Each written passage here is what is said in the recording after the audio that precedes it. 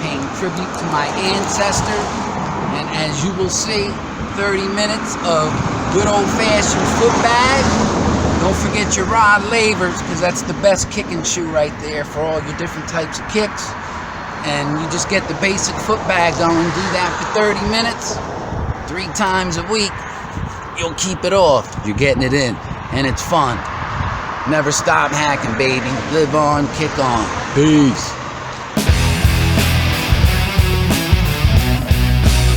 It's a gorgeous day at Dahrouge Park, as you saw before. And I'm going to show you one of the ways that I try and stay sane and in shape. And these little things followed me through my life. And it's funny because it seems like it's child's play that you should leave behind. I think it was Marlon Brando who said, acting is a strange thing for a grown man to be doing. So it seems like he had some weird push and pull with what he was doing. Like, was he really comfortable acting after a certain age? And sometimes I felt like hacky sacking is a strange thing for a grown man to be doing. But it came back into my life when I was truck driving, and I was thinking about shake weights and getting some, resistance bands from Walmart and all that shit. And I was like, fuck that. I'm gonna kick this hacky sack. And so, while most truck drivers will drive for 12 hours and then sleep, and a lot of them just sit around and do nothing, I remember one time after a long week of not taking a shower, was the only time where I ever taken a piss and was like, and it smelled bad, so I knew I had to start showering up and exercising. So I thought to myself, I gotta do something. And this thing popped up again, like it did several times in my life. So this is a 64 panel foot bag. It's a soft leather. Most of you guys are familiar with the cotton version of these, where you can see in any gift shop anywhere, but this is the original Sipa made in the Philippines. It's made out of rayon instead of cotton. That's why they're not real valuable, but they mean something for those who like it.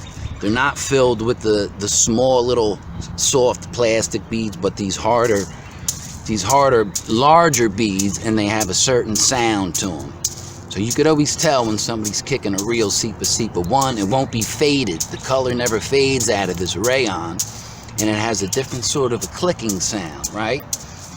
These ain't the best to kick, but they're fun. They sound cool. Here's a 9 panel. This is a hybrid.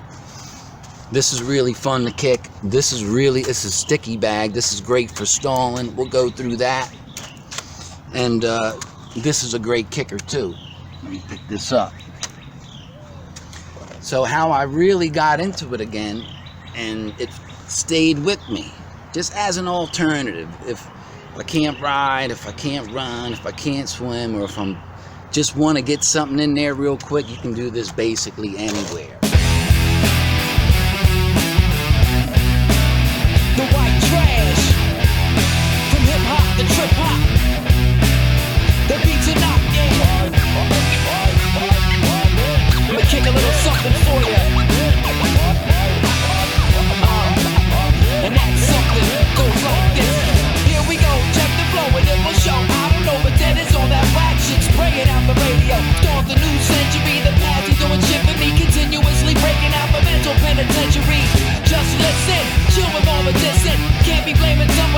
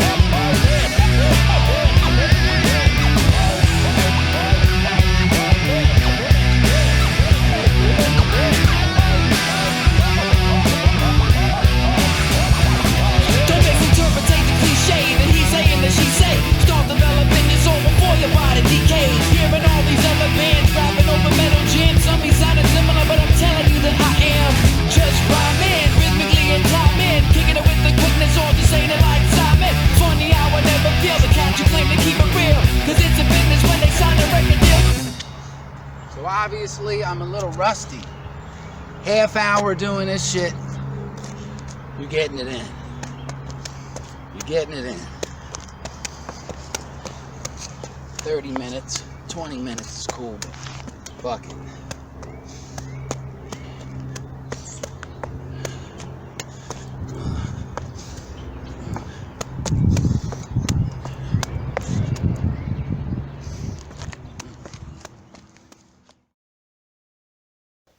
What's up, you guys? It's Rick Dahrouge, Asbury Circle again.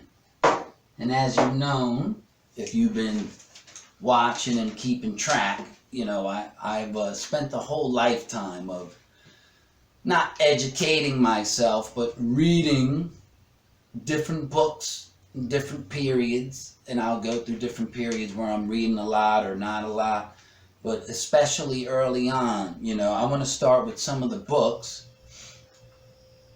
that I read early and then some of the books that I read later. And now I realize it's not just a bottom up, you know, starting in the body and then having a healthy body, you'll have a healthy mind, or starting in the mind, you'll have a healthy body. It's really both, you know.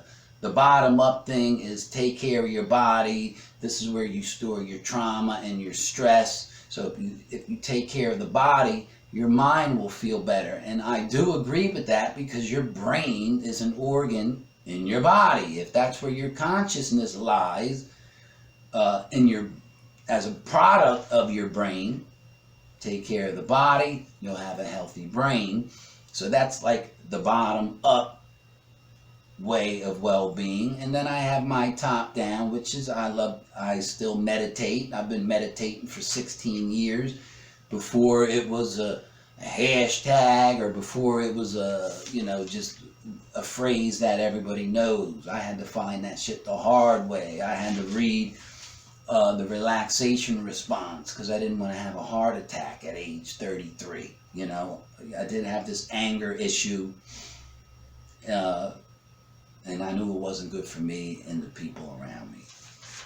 So, but look, starting as a kid, when I was a kid, I walked around with a pocket classic of the Tao Te Ching. There was something about those words that I guess kept me centered when I needed it. The Dhammapada, which is the teachings of the Buddha. The Yoga Sutras of Patanjali, those are very simple, and that's simply about the meditative state. My girlfriend got me Learned Optimism. That was more Martin Seligman later on. Later on, I read Mindset. This is something that you hear of a lot, which is getting out of your own way. And I don't know if this book is popular today, but this is the first time I've ever heard that term, and that was Taming Your Gremlin. That was a really good book, and it's just Taming Your Gremlin, learning how to get out of your own way. Right? Now, more recently, the Daily Stoic, The Art of War, The War of Art, The Subtle Art of Not Giving a Fuck. That's a great book from the last few years. I read The Alchemist most recently, and that helped me understand that when my heart knew I wasn't going to heed its call, it started to shut the fuck up. It wouldn't even talk to me. So I was disconnected from my heart's desires, because it knew that I wasn't going to listen to it. And many people love The Alchemist and How to Change Your Mind. There's two of them, because Learned Optimism is called How to Change Your Mind as well. And then there's Michael Pollan's How to Change Your Mind. There's also Flow, which is a foundational positive psychology text, which is, it first came out, flow between anxiety and boredom, which my capacity for flow is what saved my life. If I didn't have them flow states, I don't know if life would have been worth living. during those dark periods. But that's a great book. Mihaly Csikszentmihalyi. So him and Martin Seligman started positive psychology together, which I still think can have some teeth, and it laid down some really good foundations to some of the stuff that's going on right now. I read Mindfulness, Finding Peace in a Frantic World, which is, I'm going to say, is a pillar. The Power of Myth. I wish I was reading Joseph Campbell back in my 20s when I was wasting my time reading Carlos Castaneda. So I wish I found Campbell earlier. There's a book, Happier, which was based on a positive psychology course in 2007 by Tal Ben-Shahar.